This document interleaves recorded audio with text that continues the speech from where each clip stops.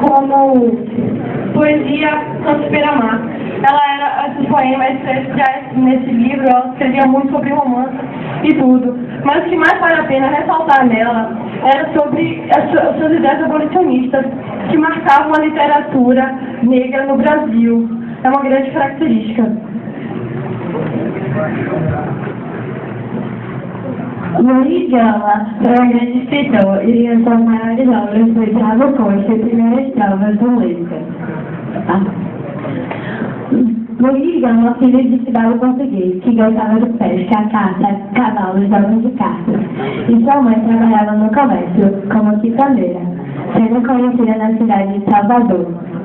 A advogada abolicionista, suas ideias tentaram demonstrar que a escravidão era um sistema injusto e injustificável. Luiz Gama formulou alguns pensamentos que ilustraram tais ideias. O escravo que mata seu senhor pratica atos de legítima defesa.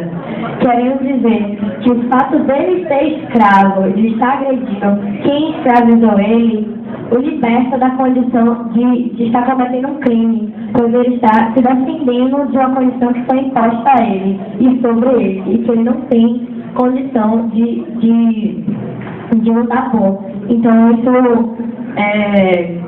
anula o crime contra o senhor.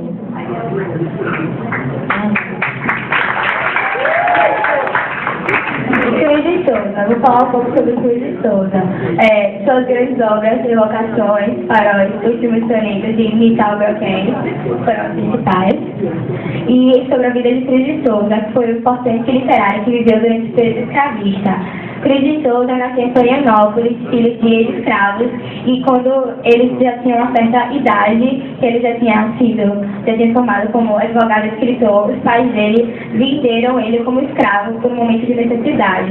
Mas mesmo assim, seu pai adotivo incentivou muito ele nos estudos, e em 1883 ele foi recusado ao tentar ser promotor da cidade de Laguna, Santa Catarina. Ele foi o mais famoso apresentante do simbolismo e, além disso, é conhecido como Cisne Negro porque ele defendia muito o sofrimento dos negros nas suas obras.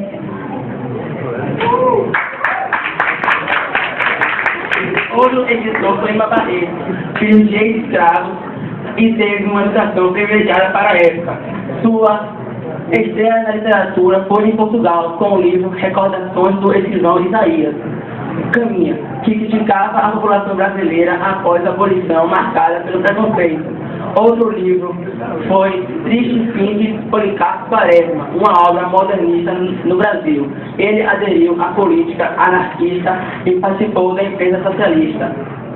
Uma frase dele que ficou muito marcante, como tem aqui nesse painel, que eu vou ler agora para vocês, é muito interessante. Não pretendo fazer coisa alguma pela pátria, pela família, pela humanidade.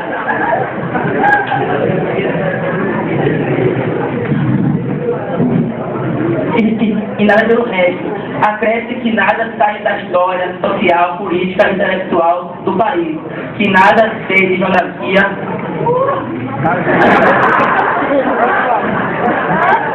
Que nada entenda de ciências sociais e vou dar um excelente deputado.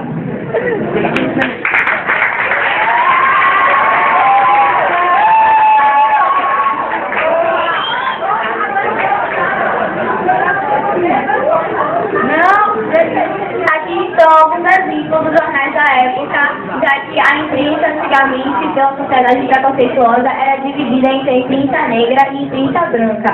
Em razão disso, a imprensa negra resolveu usar seus jornais como forma de revolta, como um modo de se rebelar contra essa divisão social que foi imposta a eles. O desenho que está atrás de mim é uma representação de como a turma vê as artes abstratas negras. A turma toda, coletivamente, fez 4 desenhos que representam a arte abstrata. Aqui, para não fugir do nosso tema, nós vamos montar Luiz Gama de uma maneira diferente. de uma maneira diferente e criativa. Aqui no painel a gente tem mais 3 desenhos. E ali nós representamos Maria Firmina da mesma maneira como representada aqui, com bastante cores e com alegria, porque ainda mais para contestar com todos os problemas que os negros tiveram naquela época, de se libertar, de se expressar, que eles foram censurados bastante naquela época. Então a gente resolveu trazer cores e um pouco mais de alegria para todo esse clima que tem uma conotação mais triste, mais censurada.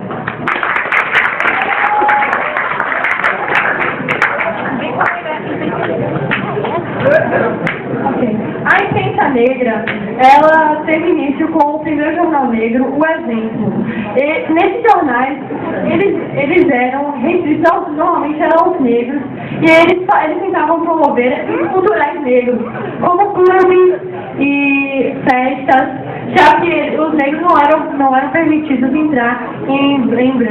Era uma maneira deles se expressarem da maneira que quisessem, sem tanta censura, que não era possível na sociedade de todos, já que eles exerciam muito preconceito e racismo. Ela também pregava assim, aos adeptos do candomblé e todas as outras religiões e culturas negras que elas deveriam fingir não serem da sua origem para serem aceitos na sociedade. Em minha opinião, eu não acho isso correto. Eu acho que, sob circunstância nenhuma, você deve revogar quem você é. Você deve ser quem você é. Mas, devido às circunstâncias da época, dá para entender porque eles sofriam muito preconceito, muito mesmo, apesar de serem livres, a liberdade não lhes trouxe tantos benefícios como pensaram ser.